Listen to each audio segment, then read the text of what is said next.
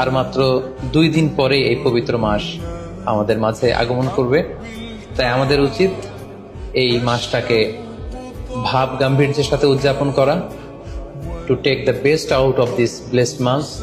যত বেশি পরিমাণে সম্ভব নেক কাজ করে আল্লাহ তাআলার ক্ষমাপ্রাপ্ত বান্দাদের অন্তর্ভুক্ত হওয়ার চেষ্টা করা। আমরা যদি এই মাসকে উদযাপনের জন্য এখন থেকে একটা প্ল্যান করি বা প্রোগ্রাম করি এবং সেটার আলোকে যদি পুরো মাসটি আমরা পরিচালনা করবার চেষ্টা করি, তাহলে আশা করি খুবই ফ্রুটফুল ওয়েতে এই যে অফার দেওয়া হয়েছে, স্পেশাল অফার, এই অফারগুলোকে আমরা কাজে লাগাতে পারবো এবং বেশি বেশি আবাদত করে আল্লাহ তাআলার প্রিয় ভাজনদের অন্তর্ভুক্ত হতে পারবো।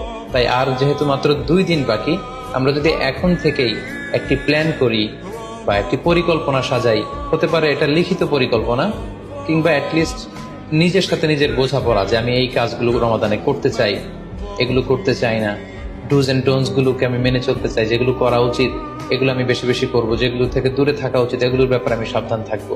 অ্যাটলিস্ট মনের সাথে মনে একটা বোঝাপড়া অথবা কাগজে লিখে আমাদের একটি পরিকল্পনা করা উচিত।